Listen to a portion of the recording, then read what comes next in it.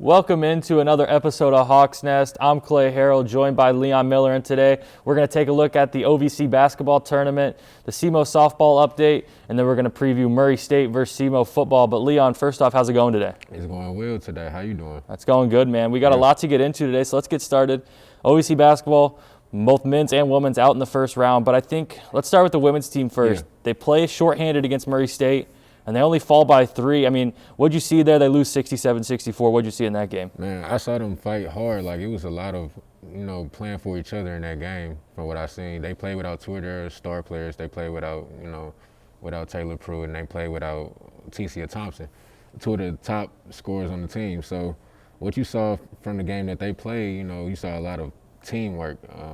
They only lost by 3 points. I think that they wanted to distribute the ball a little bit more, get the ball to a few playmakers. Rose Scott, she had 20, so they definitely played their hardest, I believe, but they just came up just a little short. And obviously, it's disappointing when you come up short in the first round after winning, the tournament last year, but without your 2 of your better players, right. It's tough for any team without 2 of your best players to win a game. But yeah. I believe that was also it for Tecia and Latrice Sane. Both are graduating after this year, so that's going to be a tough loss as well. Yeah, and congratulations to Latrice Sane as well. She won Defensive Player of the Year for the OVC. So both of those players, hats off to them. Great players. It's going to be a small rebuilding process for the team, but I think that Coach Rika Patterson is a great coach, the best coach in the OVC.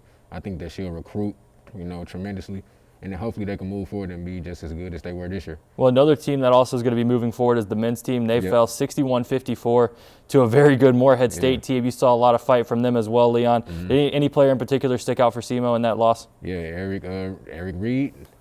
Yeah, he scored 17 last night, and that's a player that we talked about last, so he's been improving consistently throughout the season. I think that he's going to be able to build off of that game and carry that momentum into the next season. The team is looking bright for them as well. They're going to be very good. I think they are losing Evan Morrison, and there's one more guy that I know they're losing for sure.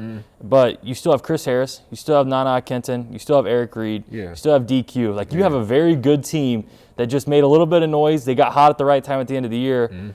I think the sky's the limit in a team that you're losing EKU in the OVC next year, who is the 3 or 4 seed this year. I think you could see SEMO being a middle-of-the-pack team next year. Absolutely. I think it's the complete opposite. They're not losing as much, so they don't have anything to do but game from this point. So I think that they'll be definitely a higher seed than they were this year in the OVC. And you got to give credit, too, in that Morehead game to Darius Agnew. Yeah. He came in and played some pretty good defense on Janai Broom for Morehead State, the freshman of the year. And I think Agnew was a big piece. And, SEMO really got back into that game, and it was close until the final 2.5, 3 minutes. And when, things kind of got away from there. But Agnew played a really good game as well. Yeah, they just implemented their game plan the same way we did. They just executed just a little bit better, but it's okay. Next year, we're going to get on top of that. Well, let's move on now. A little bit more positive. Can we talk about the beatdown that SEMO put on EIU last week? Yeah. 47-7.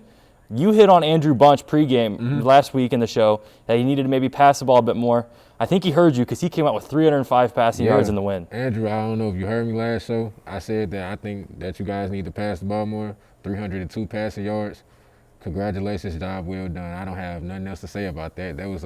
They did great on offense. Actually, they had 2 rushing touchdowns from 2 running backs apiece. That's 4 rushing touchdowns. Zion Custis and Geno Hess right there. I think Andrew Bunch also had a rushing touchdown. And when you go back and look, the balance was there. There was 45 rushing attempts and 43 pass attempts. Yeah. So when you could get your offense going like that, man, I think it's going to be pretty exciting. And the defense obviously showed up, only giving up 7 points. The defense showed up as I predicted. Well, I'm not going to say predicted, but as I thought they would, they did show up and they played hard. 40-plus minutes of football. They played excellent. Yeah, I think it's exciting if you're a SEMO fan.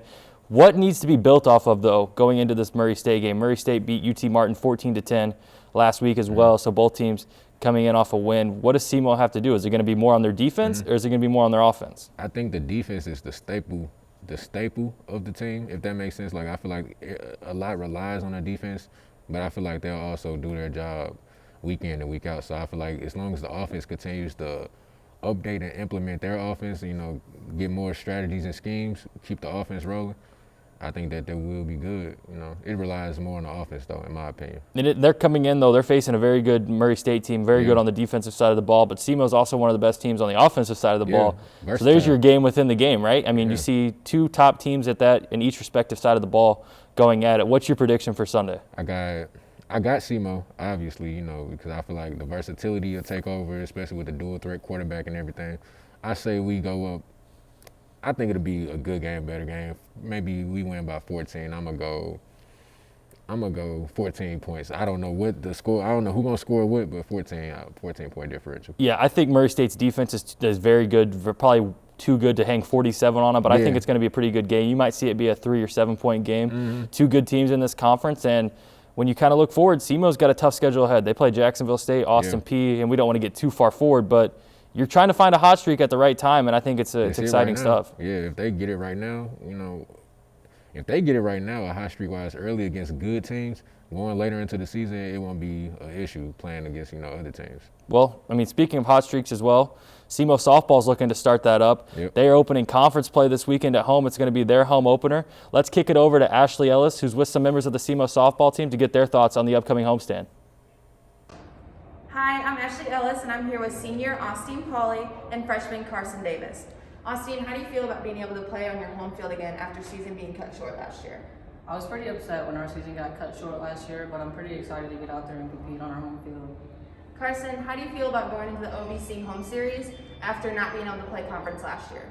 I feel like we've played SEC teams and we put up a good fight, and I'm just excited to go out there and compete and see what we can do in conference. I'm Ashley Ellis, and that's the Inside Scoop of SEMO softball. Back to you, Clay. Thank you, Ashley, and we're excited to see them play this weekend. Yeah. Leon, they host Austin Peay home opener, and we hit on last week how playing in these big tournaments, they played in the Arkansas tournament, they go 2-3. They've been playing some SEC opponents. The record's not where they want it, but I don't think that's the point of playing in this. The point is you're getting your strength of schedule up, you're getting some good competition in, getting ready for conference play, and now we're going to see how it pays off. They play Austin Peay. What's your prediction? I think that with them going from out of conference to in conference actually helps them because they play harder competition outside of the conference. Obviously, going against ranked schools. 3-game series, we have a doubleheader, 1 game. I think that SEMO comes out with 2 games at least, with 2 of those games out of the 3. Yeah, this is really where your real season starts, so to speak. Conference play is what they look at come tournament time and when it comes time to the playoffs. So I think this is where these games matter, and so you'll see that doubleheader is a big one, right? You're playing 2 games within 30 minutes or 30 minutes after the end.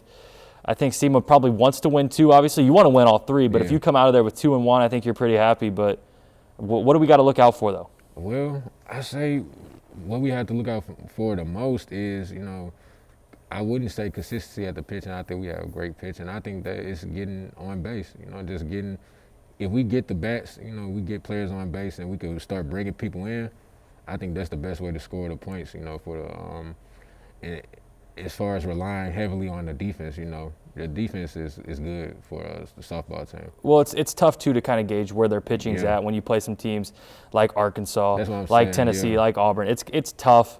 But it's exciting stuff, right? We said that a lot. I think that's the kind of the theme of every team around SEMO. It's pretty exciting stuff to look at.